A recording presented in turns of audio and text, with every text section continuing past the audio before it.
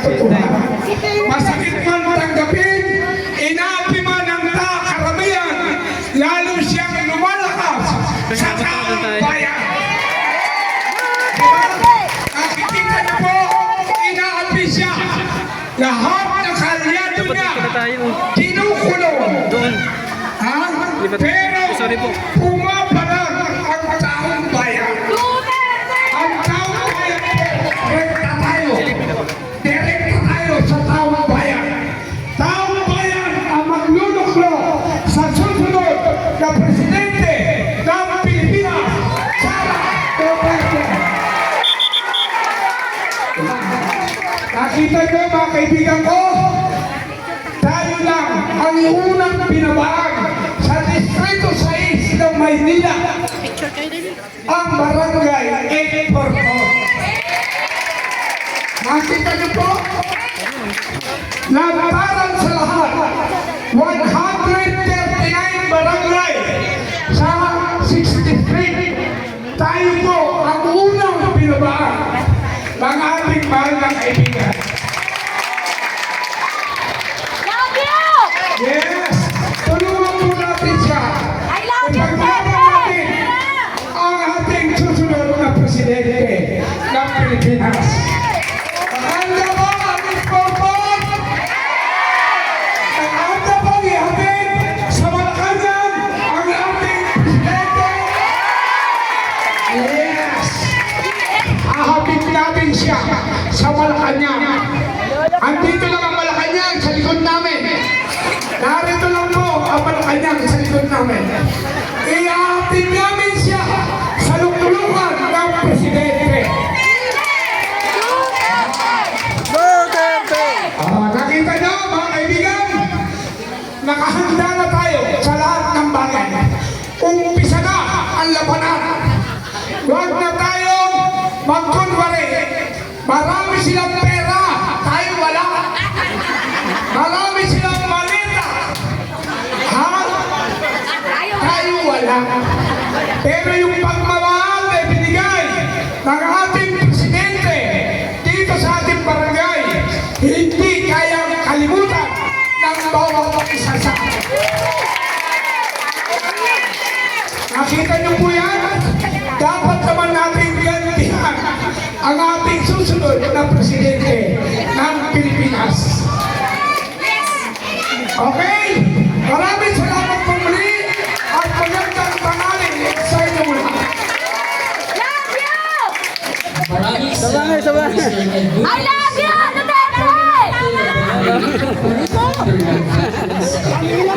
Upang magbigay ng kanyang mensahe, mga kababayan, ang pangalawang Pangulo ng Republika ng Pilipinas, ang Pagkakawala, Sara C.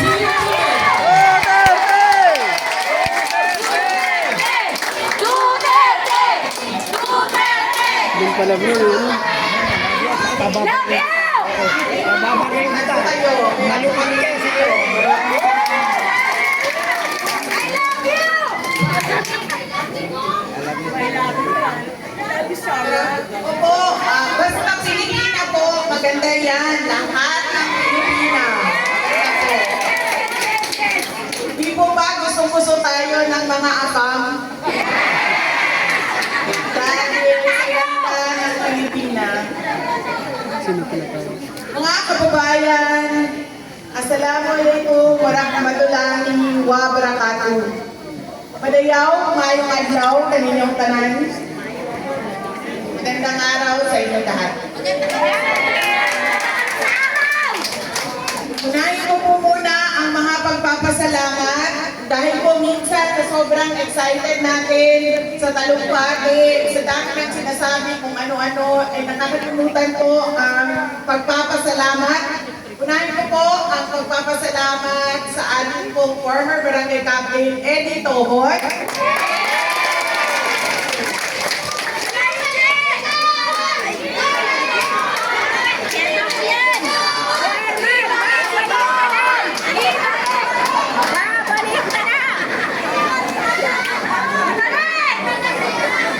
Tinulungan ko kami ni Kat na mabuoy yung programa natin ngayong mga ganay.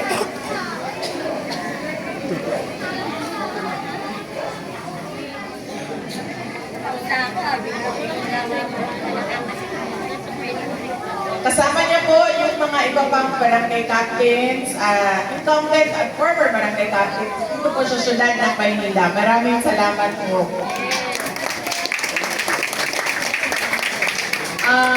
Meron pong mga groups and organization na kailangan po natin batiin. Ang Barangay 844 BPIS Movement, the original veteran staff of District 6, Barangay 844, Barangay 844 Senior Citizens Officers,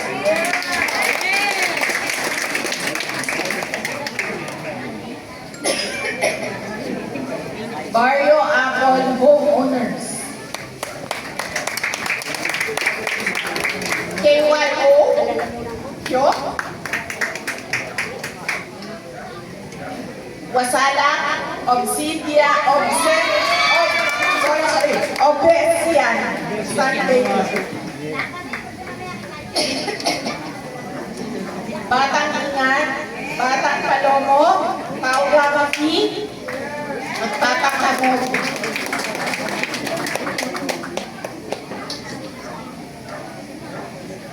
Maraming salamat po sa kanila. At syempre, nagpapasalamat po ako sa ating mga beneficiaries, sa ating mga senior citizens at mga LGBTQ community members. Sa oras po ninyo ngayong araw nito. Napakainit, pero binigay niyo ang oras ninyo para sa amin.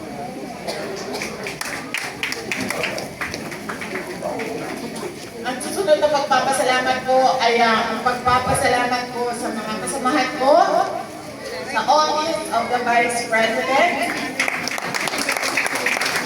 Dahil nagtulong-tulong po sila kasama si Barangay Captain Tohon para mabuo yung programa at magbigay kami ng aming rice box sa inyo ngayong umaga na ito.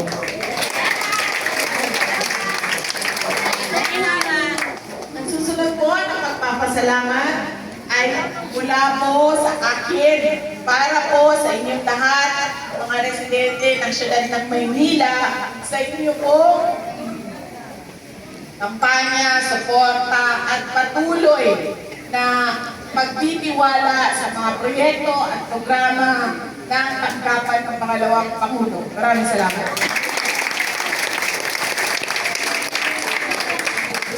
Ang susunod po na pagpapasalamat ay mula kay dating Pangulo Rodrigo Duterte.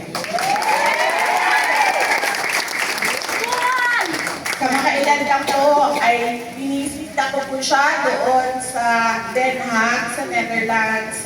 Binisita ko po siya sa kulungan at sinabi ko po sa kanya na marami pa rin ang mga kababayan natin na sumusuporta sa kanya. At sinabi niya na ipaabot sa inyong lahat. Una, ang kanyang pagpapasalamat sa suporta ninyo sa kanya noong siya ay Pangulo at syempre sa inyong pagdarasal na siya ay mauwi na dito sa bayan natin. Maraming salamat. Ang susunod na pagpapasalamat ko ay mula po sa aming pamilya, ang pamilya Duterte. Napakalaki po ng utang na loob namin sa inyong lahat, mga kababayan, sa pagkakataon na ibinibigay ninyo sa amin na makapaglingkod sa ating bayan. Maraming salamat. Ako kaayo ang abuang utang na kabubuton kaninyo mga kaigsuunan namo. Sa igayon ay nahatag inyong kanamo nakapakaservisyo sa ato ang nasod. Daghan kayong salamat.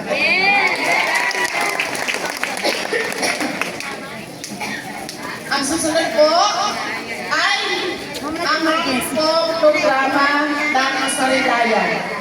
Ito po ang pagkilala sa mga kontribusyon ng ating LGBTQ community dito po sa sa ating syudad ng Maynila at sa iba't ibang lugar sa ating bansa. Tradisyon po ng Office of the Vice President na mag-celebrate at gumawa ng malaking programa para po sa ating mga LGBTQ members. Ito po yung tinatawag natin mga lola ng, "Uy, bakla!" Uy, ba yun? Sila po yung nire-recognize natin ngayong buhay na ito. At tradisyon namin na meron kaming malaking celebration. Ang una po namin celebration ay sa Quezon City, sumunod po sa Cagayan de Oro City, at sumunod po sa Pampanga. Ngayong taon ay sana doon kami sa Negros Oriental, sa Dumaguete. Pero po, nangyari yung giyera sa gitnang silangan. At marami sa ating mga kababayan ang nahirapan humabol sa pagtaas ng presyo ng mga bilihin at ng gasolina.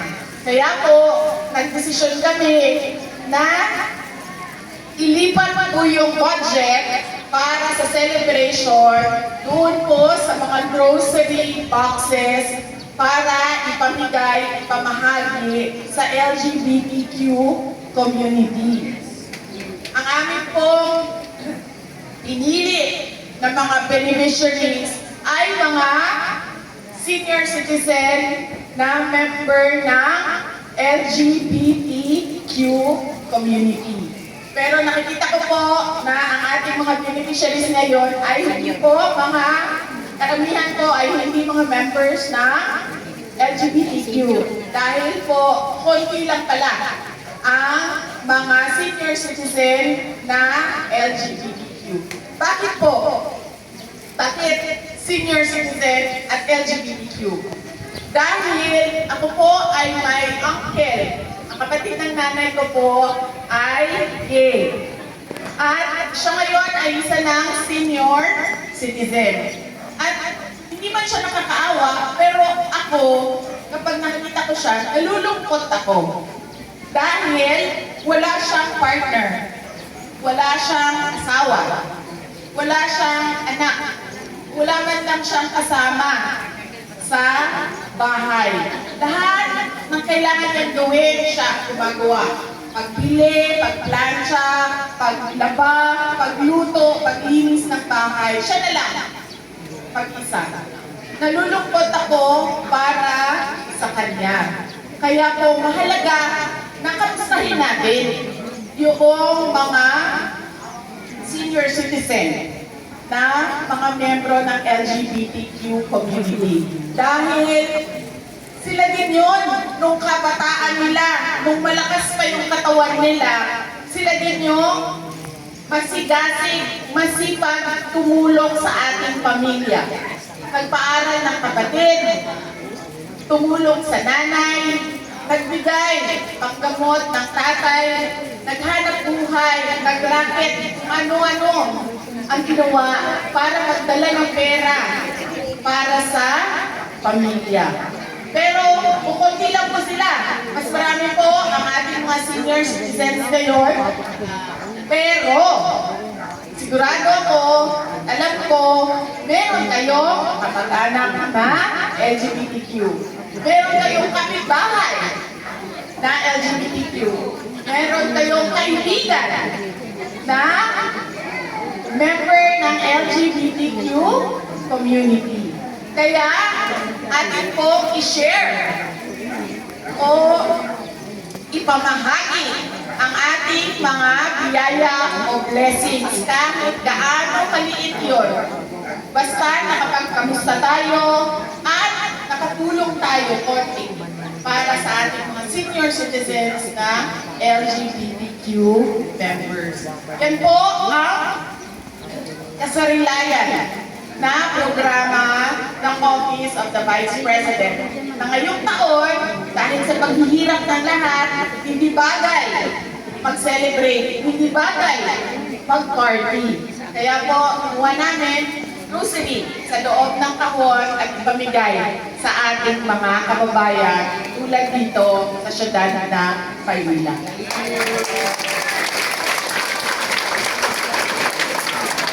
Bakit po mahalaga na i-recognize o kilalanin natin ang mga miyembro ng LGBTQ community?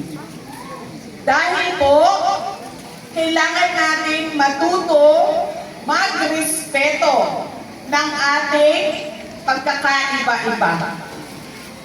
Sa sexualidad man yun, sa gender man yun, sa politika man yun, sa paniniwala sa Diyos, naniniwala o hindi sa Diyos o kung anumang relihiyon, at sa ating mga kanya-kanyang kultura, kung saan man tayo galing, kasali na ang ating mga indigenous peoples o yung mga kasama natin, mga kababayan natin na nasa tribo. Kailangan po maging mapagtanggap tayo o accepting sa pagkakaiba natin. Bakit? Sabi ko nga, kailangan ng respeto, kailangan accepting o inclusion, pagtanggap. Dahil ito po ay magdadala ng kapayapaan. Dahil tinanggap natin, ibig sabihin, walang pangayan. Dahil nirespeto natin, at nirespeto nila kung ano yung paniniwala natin, ano yung katayuan natin, merong harmony. O, kasama na sa Tagalog ng harmony.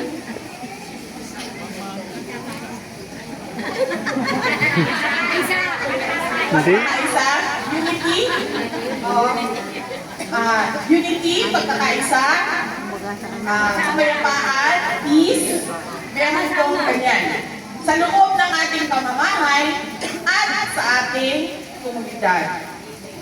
At syempre, dahil merong respeto, merong kapayapaan, may kalayaan, merong happiness o kaligayahan. Dahil pagkakasundo lahat. Hindi man pareho ang paniniwala, pero tanggap natin ang isa't isa. At nirespeto natin yun. Dahil hindi naman tayo ginawa ng Diyos na pare-pareho. Lahat ng ipinapanganak ay may sariling pag-iisip, may sariling paniniwala, at mayroong sariling paninindigan. Kaya po, yan po yung kahalagahan ng Kasarilayan Project ng Office of the Vice President. Sabi ko nga, ngayong taon ay napakasaya dahil hindi siya celebration, pero rice boxes naman siya para sa iba't ibang pamilya na nangangailangan. At kayo yun.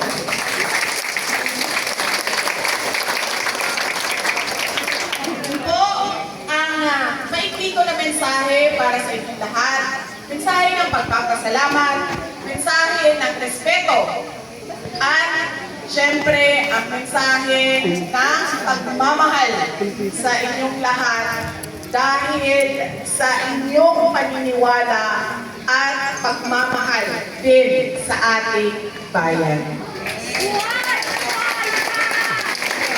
Mga kababayan, ang lahat ng ginagawa natin ay para sa Diyos, sa bayan, at sa bawat pamilyang Pilipino. Shukran. Thank you very much, Madam Vice President.